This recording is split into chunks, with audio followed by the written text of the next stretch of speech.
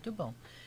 Vamos começar aí pelo final, né? A história da educação formar para a vida financeira, econômico-financeira. Somente nesse último ano, acho que 2018 para cá, a BNCC veio colocar isso como obrigação.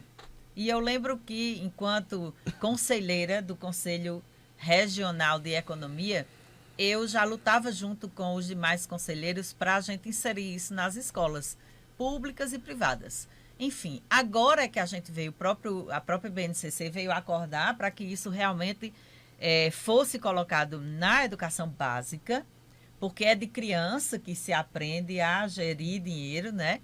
E essa gestão, ela está fazendo muita falta mesmo. A gestão do recurso a nível pessoal, familiar, as pessoas não sentam para conversar sobre dinheiro.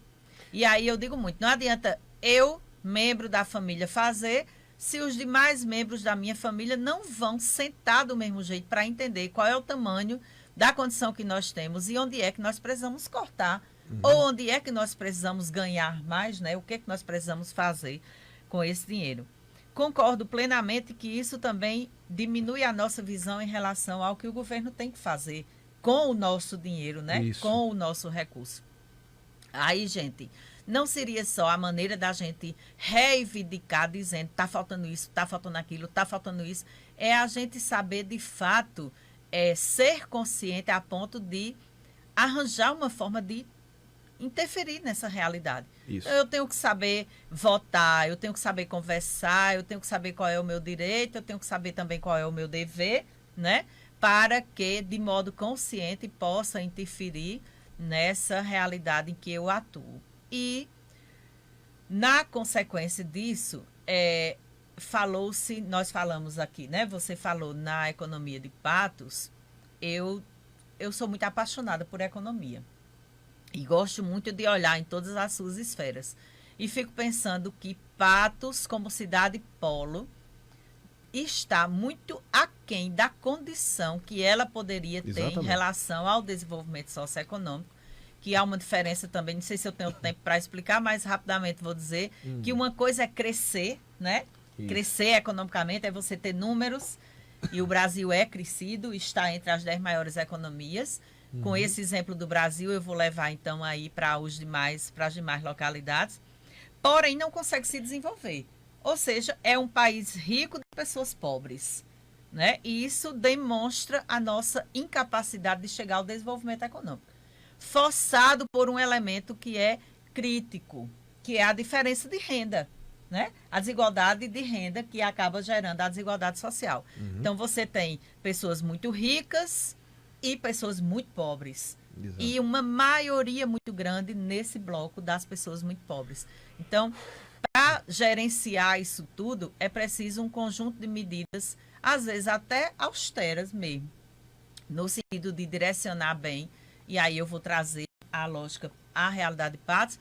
Patos tem ainda um setor industrial que, aquém do desenvolvimento, poderia ter muito mais indústrias. Para isso é preciso mais estímulo, né?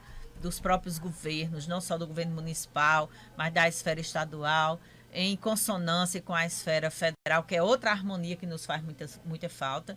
Eu lembro que, enquanto mais jovem, tinha uma preocupação muito grande, porque o governo do município nunca se dava bem com o governo do estado, né? Isso me fazia me preocupar muito, porque eu gosto também muito de política.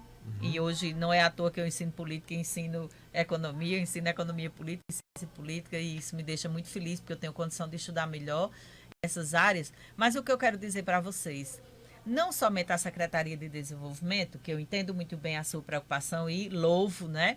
Podia estimular muito mais, como as secretarias até de infraestrutura teriam que dar mais condição. E eu vou rapidamente contar um caso para vocês. Quando o distrito industrial quis ser implantado aqui em Patos, que aqui não é um distrito industrial, né? As políticas do governo favoreciam alguns elementos dessa estrutura, mas precisava casar o governo municipal com o governo estadual, com as unidades de crédito, para poder se estabelecer esse distrito industrial. Nós não fizemos muito esforço para que isso acontecesse. Nós, política, né? Nós, conjunto econômico. Ou seja, só para mostrar para vocês que essa movimentação de serviços que tem aqui em Patos, na educação, aí devo citar o meu Unifip, né? Que não é meu, mas por extensão Isso. trazendo toda a movimentação das pessoas para estudar em Patos, que foi pioneiro, né? Mas também setor de saúde, não é isso? O próprio comércio, que na sua forma voluntária, com pouca ajuda da política estrutural, considero eu, consegue se fazer. Imaginem se houvesse uma articulação estrutural forte das políticas, das secretarias que são envolvidas nessa condição do desenvolvimento econômico, para Patos aproveitar muito mais, aproveitar-se muito mais dessa sua condição de ser cidade polo. No centro mesmo, de um leque de outras cidades que convergem para aqui as suas necessidades econômicas e financeiras. Né? A ponto de ter algumas pequenas cidades que nem conseguem se desenvolver.